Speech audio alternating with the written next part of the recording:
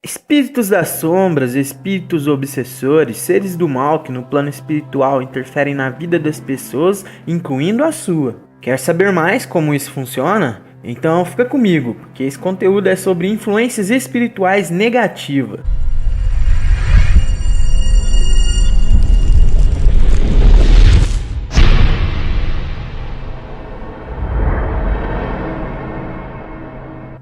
Certamente um dia você ficou olhando para cima, olhou nuvens, olhou natureza e falou: Meu Deus, quem sou eu no meio de tudo isso?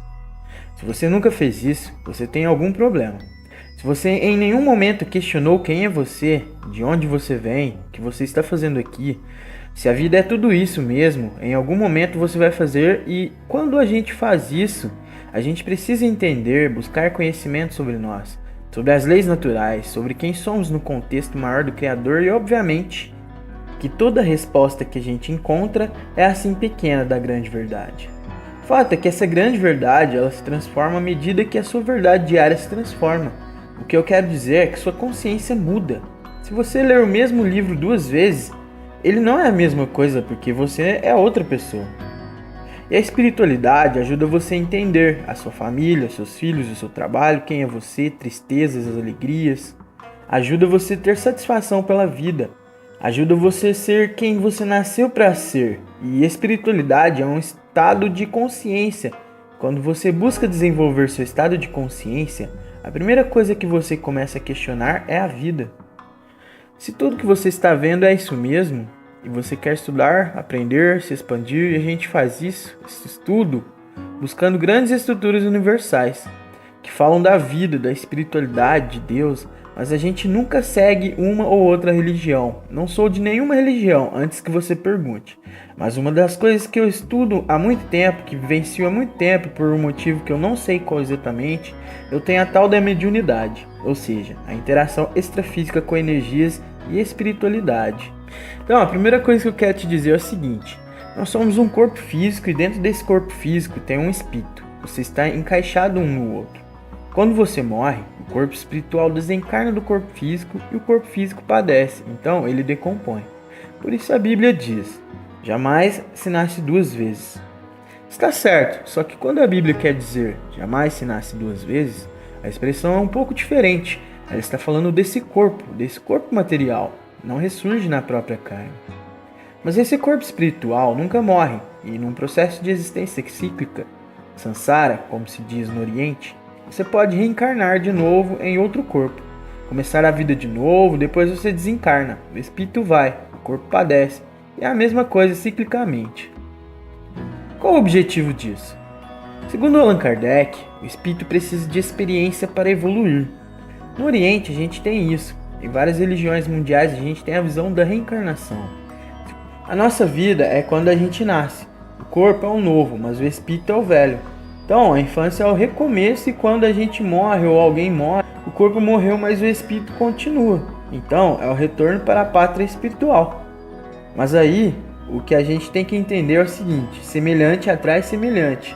Ou já que eu estou meio pastor aqui hoje, a cada um será dado conforme suas obras. Isso quer dizer o seguinte: semelhante atrai semelhante. Se você semeou tal coisa, você vai colher tal coisa. Se você semeou tal coisa, você vai colher tal coisa. Claro, né? Então, quando a gente desencarna, nosso espírito ele está magnetizado pela resultante de tudo que você fez na sua vida, que você plantou na sua vida, é o que você vai colher vibracionalmente o que você é. Então, quando você desencarna, você tem decisões. Ou você fica na dimensão terrena porque está apegado a isso, ou você fica na dimensão terrena em espírito porque você está com medo, com tristeza, com culpa, com ressentimento, ou porque você está carregado de emoção negativa. Em outras palavras, você só fica magnetizado na sintonia da dimensão do plano dos vivos, mesmo sendo um morto ou um espírito, porque você ainda tem vibrações equivalentes à do plano físico. E aí que começa o assunto das sombras. A influência negativa dos espíritos obsessores. Os espíritos da sombra, os espíritos do mal, são muitíssimos poucos. 1% de todo o processo de obsessão que se vê por aí. É menos de 1% vinda de espíritos especializados, espíritos das sombras. 99% das obsessões que nós vemos de espíritos que atrapalham a vida das pessoas são espíritos de pessoas comuns, como teu pai, teu avô, teu irmão, teu tio, teu chefe, teu vizinho que desencarnaram, cheio de medo, ressentimento, preocupação e pouca consciência espiritual. Quando desencarnam, não sabem nem o que aconteceu, porque o corpo morreu, mas eles se sentem vivos. Então eles acham que estão vivos e estão num looping. Posso falar do looping num outro momento. E eles ficam presos às sensações da matéria e não conseguem evoluir. E como não conseguem evoluir, pois estão presos na matéria, eles vão se aproximar de alguém que tem matéria, que tem um corpo físico vivo. E é aí que a influência negativa acontece. Eu sou um espírito desencarnado, estou todo perdido, me aproximo de alguém que está vivo para eu poder sugar ou absorver as vibrações, para que eu possa me virar, para que eu possa viver dentro do mundo dos encarnados. E aí o que acontece? Eu começo a roubar energias, absorver. Eu me transformo num obsessor, que eu dependo do que o outro faz para viver. Então, se em vida eu gostava muito de comer pão, é provável que o hábito de comer pão continue. Se eu fui viciado em comer pão, então eu vou querer comer pão todos os dias. Então eu me aproximo de quem come pão. Se por outro lado eu sou viciado em álcool em qualquer tipo, cerveja, vinho, champanhe, o que for, pinga, eu desencarnei e o meu corpo espiritual está aqui. E o meu corpo físico está se decompondo. Eu tenho aquele vício por beber ou por fumar. Eu vou me aproximar de seres que bebem e fumam, que eu preciso sugar simulações. As impressões vitais para voltar a ter aquela sensação que eu tinha quando eu era vivo. Porque eu continuo vivo em espírito, mas o meu corpo se foi. Então, se eu não tenho mais um corpo físico do mundo terreno, eu não consigo conviver aqui. Então, eu preciso ficar próximo de quem tem um corpo físico. É aí que a obsessão acontece. Mas a obsessão respeita as leis de causa e efeito. A obsessão respeita as leis universais em sintonia e de ressonância. Em outras palavras, é você que abre as portas para o obsessor entrar na sua vida. É o seu próprio vício que traz o viciado. É o seu próprio vício ou em álcool, ou em pão, ou em sexo, ou em jogo, ou em reclamação, ou em mau humor, ou em depressão, ou a emoção que for, que vai atrair espíritos de mesmo padrão. Uma coisa é o seguinte, não dá para colocar a culpa no obsessor. Se você está sendo influenciado por espíritos obsessores, a culpa é sua. Quantos espíritos não conseguem ir embora porque se sentem magnetizados por você ou quem quer que seja? Porque estão na mesma vibração, então mude a sua vibração.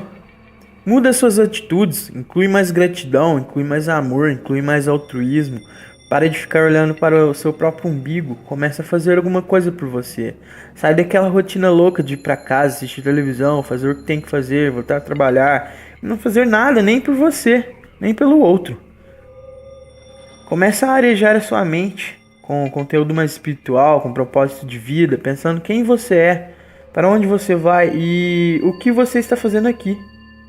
Comece a estender mais a mão para as outras pessoas.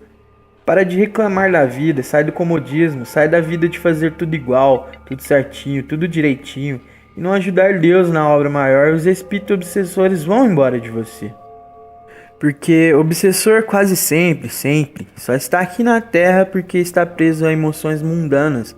E essas emoções mundanas estão jorrando por aí.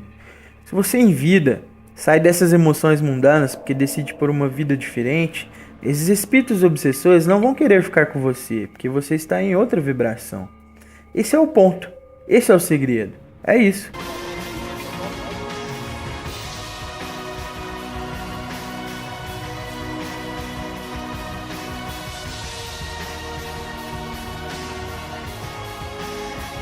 Entra aí logo, cara. Vamos aí, entra aí, vamos logo.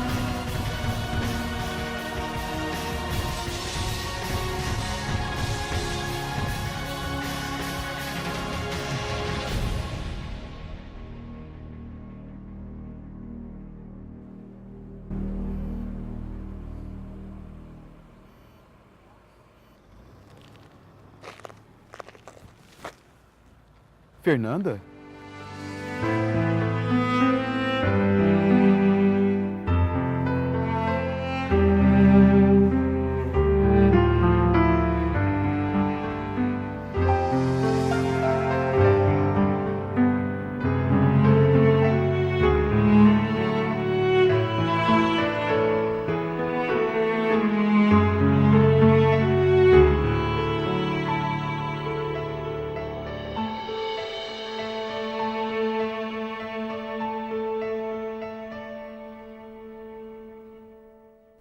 Meus amigos, providenciemos que nosso irmão seja levado para tratamento e façamos o melhor pelos que estão no carro.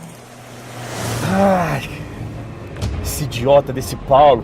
É Fernanda pra lá, Fernanda pra cá. Deixa o cara, Maurício. Ô, vai mais devagarinho, que eu não quero morrer hoje cala não, a boca, cara. Hernani. Eu dirijo muito melhor bêbado do que quando eu tô seco. Roleta russa! Vamos fazer roleta russa! Não para não! Não para não!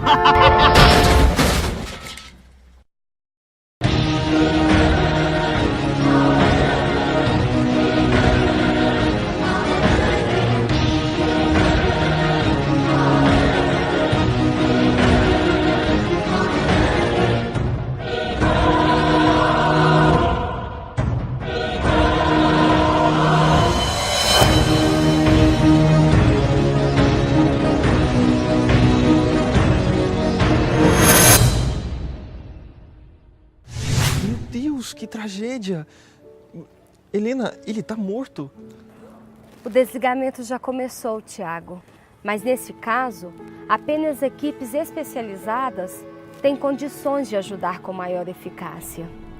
Corpo inerte, meu irmão, nem sempre significa libertação da alma. Estevão, eu peço que você inspire os vizinhos para que busquem ajuda. Mas eu não tô entendendo. Ele estava programado para desencarnar hoje? Não, Tiago. A programação de Maurício se estendia por muitos anos, mas a imprevidência, o uso da bebida, a irresponsabilidade de dirigir embriagado levou para este acontecimento lamentável. Mas, Helena, ele vai ficar sem amparo espiritual. De forma alguma. Deus, no seu amor infinito, não desampara ninguém. Mas nós sabemos, somos responsáveis pelos atos que cometemos perante a lei. O problema é que Maurício sempre esteve muito arraigado ao materialismo e, por isso, hoje tem dificuldade pelo seu desprendimento. No momento em que ele tiver condições, ele será amparado. Veja, o auxílio já está chegando.